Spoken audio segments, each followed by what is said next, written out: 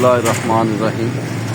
कूक फरीदा कूक तू ज्यों राखा जवार, जब लग टाडा ना करे तब लग कूक पुकार। तो देख सकते हो जी तुम पंजाबी बिरयानी के नाम तो इतने दुकान खुल गई है। तो जो रोड है बंगला चौक तो आने इधर क्या देख सकते हो तुम, सरफुल रोड है इधर सूरत हाल जनाब, तुम मुशाहिदा कर सकते हो। कोल नासर होटल है क्या पंजाबी बिरयानी।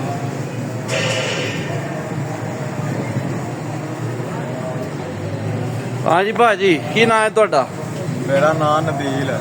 नबील साहब ये पंजाबी बिरयानी जी किन्ने दिन हो गए ने खुली है? ये सानू हो गए 20 तो 25 दिन। वधिया वधिया। ते ये दसो कि हाफ बिरयानी किन्ने दी है ते फुल किन्ने दी है? हाफ 250 रुपए दी, फुल 400 रुपए दी।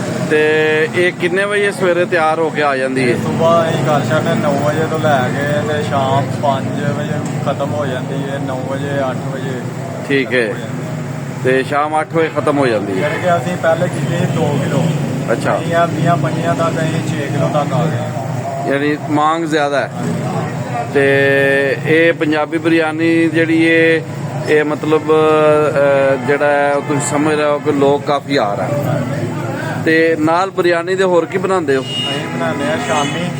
अच्छा। शामी हो गई, बीफ चाप हो गई, मटन जो होता है ना वो कलेजी हो गई। ठीक है ठीक है। यानी ये सिविल चौक के नेड़े वे। हाँ जी। ते बंगला चौक तो आइए ते सिविल चौक आ जाइए। कोल है सिविल चौक है ना जी सामने, ते सिविल अस्पताल भी कोल है। ते इत्थे आके पंजाबी बिरयानी खा सकता है। उहदा लज्जत ते ज़ायका जिहड़ा है ना जो कि अच्छा है। इसलिए तुसीं कह रहे हो कि वो असीं उहनूं वधा लिया है, काम नूं वधा लिया। 2 किलो तो 6 किलो ते टुर गए। तो जी रब सोना तुहानूं होर तरक्कियां देवे ते ये काम टोरी रखो। ते ए देखो जी वेख सकते हो पंजाबी बिरयानी। ते मैं अगे अपने वेखन सुनने वालों नूं दस्सिया है कि बड़ा सोहना काम कर रहे हैं। भाई नूं टेस्ट भी अच्छा है, सफाई भी है, तेल भी अच्छा है, यानी जिहड़ा तुसीं पकवाई दा यूज करते हो, और सफाई भी है। कौसर आयल वधिया जी वधिया। चलो जी अल्लाह तआला चंगियां करे, भाग लगे रहन जी। ते रब सोना तुहाडे इस काम नूं होर वधाए, इन्ना वधाए कि पंजाबी बिरयानी थां थां ते अपड़े। ते यानी असीं लोकां नूं दस सकने आ कि 5 बजे तक मिल सकदी है। 5 तो 7 बजे 8 बजे यानी कि ना जिस दिन हमारी 5 नहीं सवेरे कितने बजे तुसीं आओगे? 9 बजे। 9 तो 5 या 9 तो 8? 9 तो 9। 9 तो 9 का मतलब हो गया 12 घंटे। तो जी 12 घंटे की सर्विस है पंजाबी बिरयानी। ते अल्लाह खैर करे, ते अल्लाह बहुत चंगियां करे। ते लो जी सारे पंजाबी भरा इत्थे आउण, और ये सारे दिल खुला है इन्हां दा।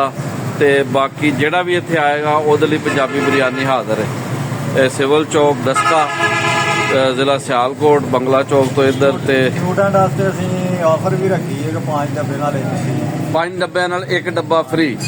बहुत वधिया बहुत वधिया। अजे होम सर्विस नहीं शुरू की थी? Home service. चलो जी ये जो काम चलेगा होर बढ़ेगा तो फिर होम सर्विस भी शुरू हो जाएगी। तो लो जी जिहड़ा भी इत्थे आए तो इंशाअल्लाह ज़ायके तो लुत्फ अंदोज़ जरूर होएगा। पंजाबी बिरयानी वेख सकते हो तुसीं, सफाई जिहड़ी है बेहतरीन है।